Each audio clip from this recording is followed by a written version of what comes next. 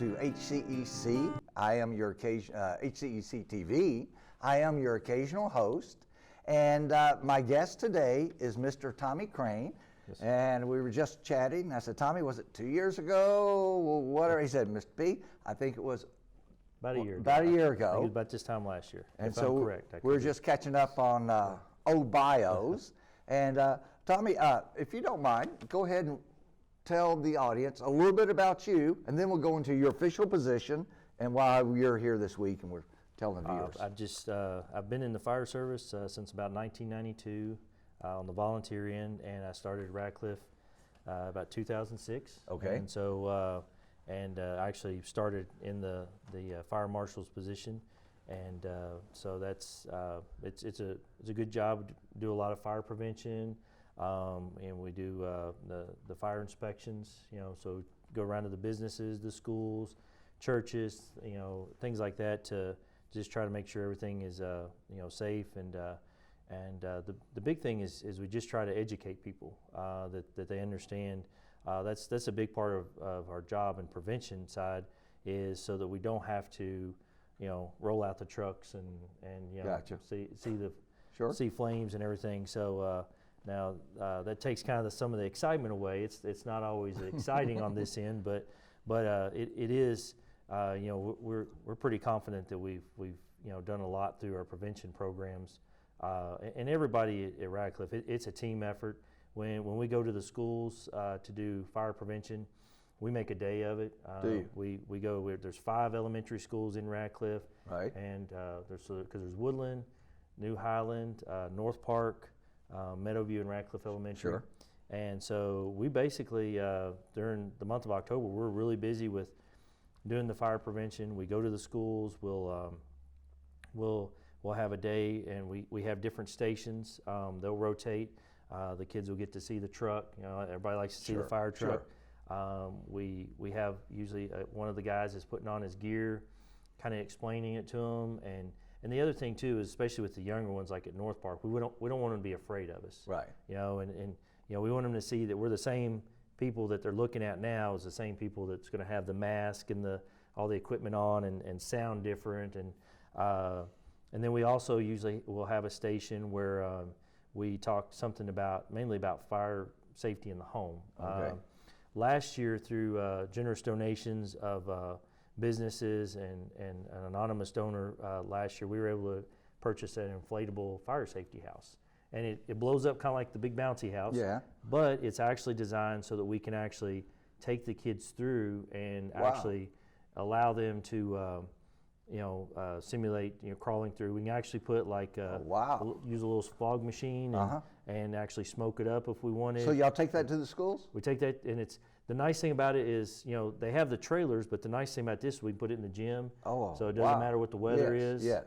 So it's a great tool to teach the kids. And we have a tabletop model as well that some of the kids call it a dollhouse, but it opens up and it has the different rooms and stuff. So we try to really get into and educate the kids.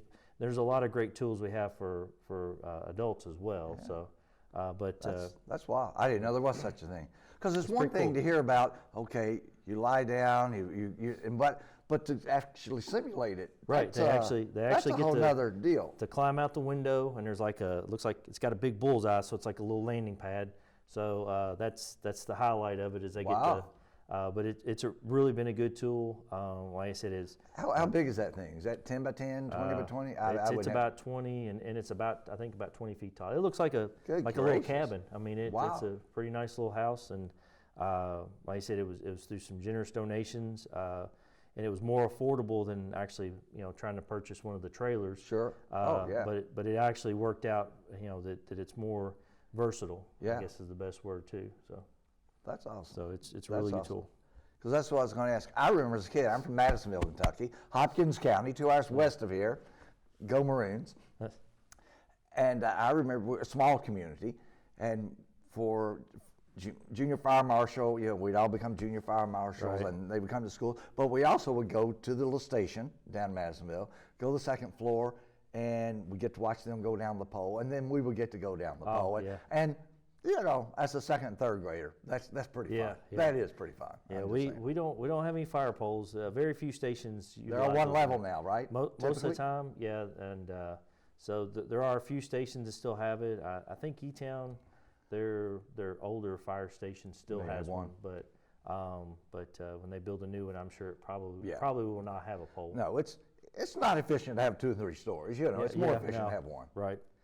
Now, you said 06 you became fire marshal? Yeah. So 06 is when I started working at Radcliffe as that's became my job. So. Okay. Now, how many? What existing facilities were there then, and then how's it grown since then? As far as fire stations. Well, we still have 2 stations, but just our fire prevention program. Our chief Jamie Henderson, he was a lieutenant at the time, and he actually is the one that kind of taught me a lot of the stuff, and he was really involved in the community. So it's allowed us, you know, to expand. You know, just like he said, he's always had a focus on fire prevention. Sure. I mean, we always want to make sure we're well trained on the firefighting side, what we call the suppression side, but we've always made sure to you know, educate the public, and we have a lot of, like I said, he's really been a proponent. We have a fire extinguisher trainer that we can take to businesses and in the community, and Right. you know, that way if the employees, it's a service that, you know, we offer, and actually the fire inspections. Not everybody's happy to see me when I come in and, you know, and tell them they need to fix something. They're unplugging all those extra little receptacles lying around, aren't yeah, they? so, They're hiding them real quick. Yeah. In essence, though, it is part of the service we provide. You know, if we can prevent the fires, Sure. the cost, you know, the loss of property, and even the possible loss of life, there is that. You know, when a business has a fire, you shut down. You know, you've got to, you know, then, you know, insurance has to pay. Sure. You've got to, you're shut down while you remodel, rebuild. You know, if you've got a good customer base, then they're going to shop at other places. So, you know, Yes. so you're, you know, and then you It's an economic decision, really. In right. large part, it really is. It is. So, yeah, I mean, it may cost you some up front, but, you know, our goal is to try to prevent that. And of course, and loss of life, you know, we want to make sure that, you know, people can get out when they need to and things like that. So it actually is a service that we offer. But yeah, we've, you know, like you said, we've really expanded. You know, the personnel, sometimes it kind of fluctuates. You know, people retire or they move on, so that fluctuates. But we've been pretty steady in our growth. So. Now, you said y'all do this day in October typically? Yes, October is the school? Right.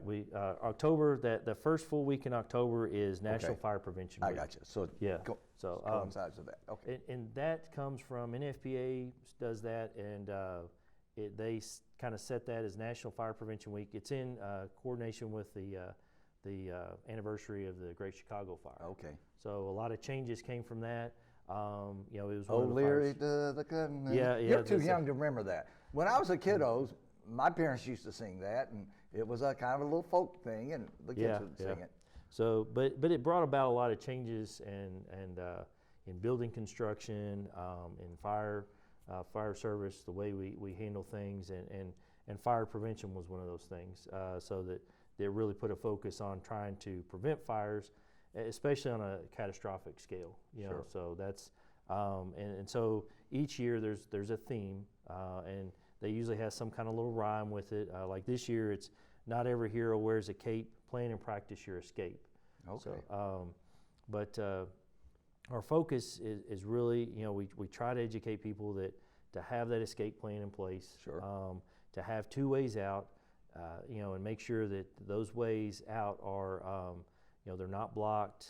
The windows, you know, one thing I remind people is always check your windows. You know, this day and age, you know, almost everybody has air conditioning, so we don't open our windows in the summer and you know, the cooler. No, we don't. You know, so the comfortable temperatures, we usually keep everything buttoned up. So a lot of times those windows, they get hard to open. Yeah. So the other thing is remind people, you know, not to put something like a large piece of furniture that's going to make it difficult to get to that window. Egress.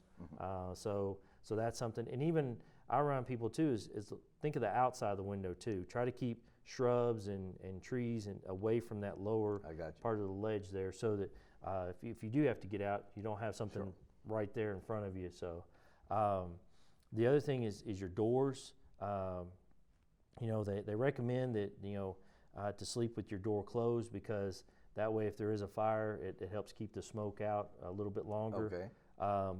But whether you do sleep with the door closed or not, you know, the big thing is, you know, if you do realize there's a fire and you're not able to get out, close that door and put something around the bottom, and you know, and just to help, you know, and then get to that window. And I always tell kids, if you can't get out the window, you can't get out the door, you know, keep that door closed and stay close to the window, because I tell them that it's a lot easier for us and a lot quicker for us to get to that window and open it up and get you out, instead of trying to crawl through the house and find what room you're in. If we see you at that window, we can, you know, put a ladder there or get to that window, open it up, and we can get you out a lot faster and a lot safer. We're not having to try to get you out through the bad situation.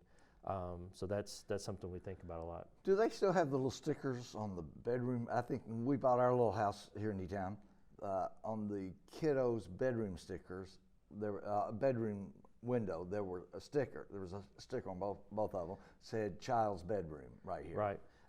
We don't do that as much now. I haven't seen that as much. Part of that is because there are, you know, people with evil intentions. That's right. So we try not to 20 mark years which later, that may not be the smartest thing. However, we do have you know, a recommendation that if you wanted to mark, there are stickers. We actually recommend marking the door of the child's room. Okay. That way, if the door is closed, I see. You know, and those stickers are reflective, and they're designed to stick. You know, and you can stick them on the door frame inside the home, and then when we're crawling around, then we can see, and we'll see them with the flashlights and stuff, and that way that room is marked on the inside, where it's most likely that we would need it to be marked. I got you. At the window level, you know, we're going to be able to, you know, hopefully if they're at that window, they're doing stuff to make us notice that they're there. But that is, we still, you know, recommend marking the room, but just from the inside where we would be doing our searches is the best way. That is an option as well. The one thing too is, one of your most important tools is the smoke alarm, and technology. You know, we were talking about 20 years. I mean, technology has changed a lot. Building construction and how you're supposed to set those up. You know, my house was built in '92, and the only smoke alarm that was required at the time was an electric one in the hallway by the sleeping area. Now you build a house, you'll have one on every level. Okay. You'll have one in each bedroom. Wow. You'll have one in the area going to the bedrooms, like the hallways going to it, and they'll be interconnected. So if the one in the basement goes off, I see, it sets them all off. Okay. So that's important. We'll talk about that here in a minute about the time, but it's important that you do have them on every level, and that you do check them, kind of clean them every once in a while if you can reach them.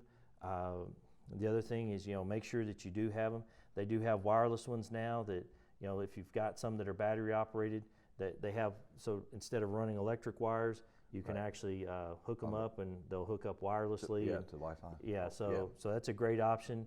So you still have that interconnectability, and they make them now that they're as small as a doorknob. I mean, there's one called the Atom that's I mean, it's tiny, but so it doesn't look, you know, you don't see it, but it's really effective. The other thing we remind people is, whether it's electric or a battery smoke alarm, 10 years. You know, replace them after 10 years. Some of the newer ones have a sealed lithium battery that lasts for that 10 years, and they have what's called an end-of-life alarm, and they'll actually chirp and let you know that they're done. So I believe I have a couple of additional ones that are right. Carbon monoxide detectors had that for a long time, that where at 7 years, and some of the newer ones have 10-year marks now, but they would chirp, and even if you change the batteries, they kept chirping because they were ready to be replaced. I got you. So that's another important tool, especially if you have natural gas or propane for your furnace. or if you have a attached garage or even a Yes. wood stove, because you can still have that carbon monoxide buildup with a wood burning appliance Sure. as well. But that's an important tool as well. And the reason we were talking about having the smoke alarms interconnected, or at least having them on every level, is that the important thing to remember is going back in time again. We keep going back in time a lot, it seems like. But We're in a portal. Don't worry. We're just in a it's- portal. Don't worry. when smoke alarms were first introduced in the 70s, the big thing was to make sure you had a lot more time. You had like 15 minutes before it became dangerous for the occupants. Well, in the modern home, you have about 3 minutes. Good grief. So with all your furniture, your things like your computer screens, your monitors Yes. have plastic. We have our cushions are foam. Our fabrics are synthetic. Our tables, they're not solid wood anymore. They're not an oak right. table. It's press foam, board. yeah. So you're looking at a lot of the things. Those products burn faster and hotter. So the fire gets in a more dangerous situation, puts you in a more dangerous situation a lot faster. So about 3 minutes is what you Wow. have now. So that's why it's important for that early warning. Is it still true that most deaths are caused by the smoke inhalation and not burning itself, or what is the stat on that? That is Is that- correct. is that Yes, still true? Because the smoke is what will reach you, and it begins to rob of oxygen, of good clean air.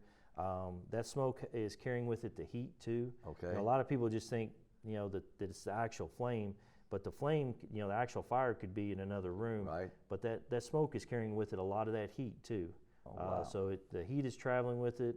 The dangerous chemicals that are being produced as Sure. things are burning, and then just the fact that you're losing more oxygen. You're getting the less oxygen you have, the more disoriented you become, and then till finally it overtakes you. So that is why it's important to have those smoke alarms, because they're going to give you that early warning and let you get to where you can head towards safety. Let me ask you something. Bardstown, occasionally a rick house will go up in flames. Are there codes for rick houses? I mean, do they have to have? The old ones are probably grandfathered, I guess, but do the new rick houses have to have the spray system, the water? There are things that they're working on. Sprinkler system. Yeah, That's sprinkler. That's what I'm trying to think of. It's right offhand. I wouldn't. I don't know exactly what the code is for that, but I know there are some changes that are in the pipe for that. I know that's extra expense, but could save a lot of bourbon. I'm thinking. I think it could save a lot of bourbon, Well, and maybe some lives too. Well, and sprinklers in the home. That's a big thing that NFPA has been pushing as well. Is trying to get sprinklers when people construct a new home. Is to try to put home sprinkler systems in. Are more and more people doing that? They are, but it's the big thing is people worry about Right. the expense, but And going off falsely and ruining everything. right. Negative, But yeah. actually, the water damage is not going to be what the damage would be from the fire, Right. as well as the life safety, because once that sprinkler head activates, it's going to start to cool the air. It's going to start I see. to put out the fire, and give you that extra time to get out. So Unless it's a that's- false positive and then it goes off and ruins your. Yeah, but that's a pretty rare. that rare? Yeah, Is that rare? So most of those are they're temperature rated, so they'd have to be it has to reach a certain temperature. Like your common sprinkler heads, are going to have to reach. They're in the ceiling, so they're going to have to reach about 150 or more. Okay. Well, I about see. 150 to 170, depending on the type. So it would take quite an event to activate it, wouldn't Right, it? right. Yeah, they're not just going to unless you I hit see. it. Now, if you hit it with something and you knock that. Sometimes the my bulb- wife misses me with the pan, and Is it- she might just hit that. I don't know. You have that, yes. Yeah. So, but some important things, you're talking about sprinkler system and stuff. Some important things to remember is the type of structure you live in as well. Not everybody lives in a single family dwelling. Right. Some people live in apartment buildings, things like that. So it's important Are too. apartment buildings, is there a different code for them? I'll give you the inspector answer. It Okay. depends. Okay. Because it depends a lot of times on the number of apartments Okay. and also the size of the building. Once you Okay. get to, once you get over 2 stories, then you have to have a sprinkler system. I see. Or once you get over like 12, I think it's, over 12 units. Over 12 units? You have to get a gotcha. sprinkler system. Okay. So, and part of that is the larger size, but also the more people. Sure. So once you start, make sure that your exits in your apartment. Are the stairwells, are they easy to get to? Things like Yes. that. Make sure your smoke alarms work in your apartment as well. Okay. But just remember, you might have to go down a couple of flights of stairs if you live in an apartment building. So, Yes. so remember that's going Yes. to take more time too. So there's some things to remember. Make sure you have your meeting place, no matter where you live. Make sure that you have your meeting place outside. It could be a tree in the front yard. We don't really recommend the mailbox because that puts you too close to the road, especially with little ones. We don't Okay. want, a good thing is to maybe go to the neighbor's yard. Have a place over in the neighbor's yard that's away from the house. Then you can safely call 911. We remind the kids, especially, remind them to get low and go. We were talking about how the smoke overtakes you. We remind people to get low, and that's where because the smoke's Sure. going to rise before it starts banking down. Okay. So stay low and just go. Just get out of the house. And we tell kids, don't go back don't try to take anything with you like toys or anything like that. And even as hard as it may be to say, because we have a dog at home, don't go back to get, our dog's name is Molly, so don't go back to get Molly. Get out and let the firefighters go in, because typically what the pet's going to do, they're going to run and hide. So they're going to find Okay. a safe place, and that will give you, because all the ones we've rescued, they've usually gone to a place away from the fire. I see. And we can usually get them out and get them to safety. So their natural instinct's going to kick in. Okay. But try to remember to get low and go, and to get out and stay out. Don't go back in. Because like I said, you only have about 3 minutes to get out of the house. Sure. So every additional minute, that fire is growing and it's getting hotter and it's spreading. So we want to make sure that you get out because you're not going to have the gear and the fresh air that we're going to have with Sure. us, or even the water to So those are some things to remember. We tell people if you've got guests coming, make sure they know your fire escape Okay. plan. Make sure that. That they know this is where we're going to go if a fire happens, and help them to remember. The other thing is, the type of locks you have. A lot of people will have a keyed deadbolt that's keyed on both sides. Is that key accessible to all the occupants in the house? Okay. I recommend like maybe having a hook that's close enough, or maybe in the pathway to the door, so that you can grab it and unlock that door. Because if you've got that key in your pocket and it's back in the bedroom, then you're not going to have it with you when you get to that door. So now you're standing at your front door needing to get out. So it's good security to have it, but where's that key when you need it? So I remind people of that. Try to make sure it's accessible to everybody. We talk about practicing your plan. NFPA did a survey, said only 1 in 3 households have a fire escape plan, and less than half of those people that have them actually practice them. They draw them out, but they don't practice. When we go to the schools, we talk to them that they have to do a fire drill once a month, and we talk to them. That's what I was going to ask. Right. Yeah. Yeah. once a month. Okay. They have to have 2 that first month. The first month school's in, they have 2, and then they have 1 each month after that. So, and we talk to them, about maybe changing, which direction you take. Yes. You get in that habit of going down. So we remind people to practice that fire escape drill. Make it fun for the kids. They recommend doing 1 in the day and at least 1 at night, sometime throughout the year. You can, blindfold, and kind of get to where you learn to feel the wall. Sure. That's what we do when we first start training. Is that we blindfold ourselves so we get used to feeling the wall and feeling the objects as we're crawling through in a fire. Okay, yeah. Now, when someone opens a new business, do you have to do a preliminary check before they can officially open, or how's that work? Typically what we'll do is once they begin in the city, it usually goes through the building department first. Okay. And they'll see if there's any changes, the type of occupancy. if say it was a business like an office, and they're going to make it into a church, you know, that changes, you know, how many people you can have in there, what types of doors you have, even which way the doors swing. You know, if you know a business, you know, sometimes the doors can swing inward. Well, if you've got a large crowd of people, you want that door to swing out. So there's been I don't remember if you remember the Beverly Hills nightclub fire. Yes. So that's one where the doors at the time, the fire code allowed them to swing in. Well, when you have people pushing against those doors, you can't get those doors open. You know, you've got people pushing, so the doors can't get open. So that was an issue there. So now if you have an area, you know, a restaurant or something where you have the doors open out. Gotcha. So there's a lot of things like that.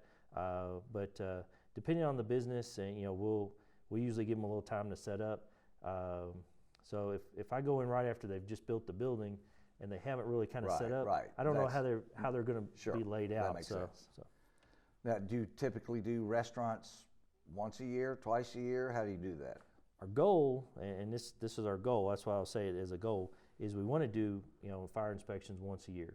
That's what we so sometimes, depending on what the schedule is, you know, it may be a year and a half, just because, you know, trying to get everything, you know, to make sure we get to all the businesses, and so sometimes we have to base it on high value, like large number of people, where there's going to be a large crowd, or you know, or if it's you know, something where like schools take a priority. You know, we want to make sure they get inspected and things like that. You know. How about things like, because we're here in the industrial park, kind of E-Town, filming this, and in Radcliffe area, the industrial park, if it's a larger facility, is it once a year too, or how does that work? That's our typically. Yeah, we wanted to go because even during that year, you know, people may change things and may move things around. I've got in buildings before that the year before there was a wall, and I go in and somebody moves a wall on me. So that changes. Right. There's some things, you know, does that change how far an exit is now? I see. Or if the sprinklers are in there, they have a certain distance that they have to be from each other. So if you move a wall, have you blocked the spread of the sprinkler? So, you know, so the efficiency of the sprinkler or the effectiveness of it could be, you know, you might have to add a sprinkler head now. Okay, gotcha. So things like that. But yeah, so sometimes that's something we have to look at as well. So, but yeah, so regardless of whether it's a business or a home, you know, we always, you know, remind people, think about how things are plugged in. You know, don't overload your outlets. You know, plug as many things directly into the outlet as you can. You know, if you do have to use a power strip, make sure it's got you know, the resettable breaker in it. Okay.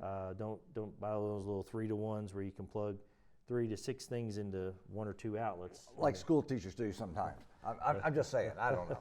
Tommy, I think we have less than 30 seconds. Slow and go and get out and stay out. You know, practice that drill. Make sure everybody in your house knows it. You know, the biggest thing is to make sure everybody's aware. You know, get low and go, get out and stay out, have that meeting place, make sure that you know, everybody knows those 2 ways out, make sure that everybody can get out those 2 ways. Sure. You know, and if they can't, you know, remind the children, you know, hey, close that door and stay close to that window so that the fire department can get to you. Tommy, thank you. Thank Appreciate it. And maybe next year we'll be doing the same. And I appreciate Coach Alexis Lee back there. She's our videographer, choreographer, writer, producer, editor, and she bleeps all my bad words. Oh, so okay. yeah, thank you. And we appreciate it. Maybe we'll do it again in a year or 10 All or right, 20. sounds good. Thank you. For HCEC-TV, I'm George Pennington. Have a good one.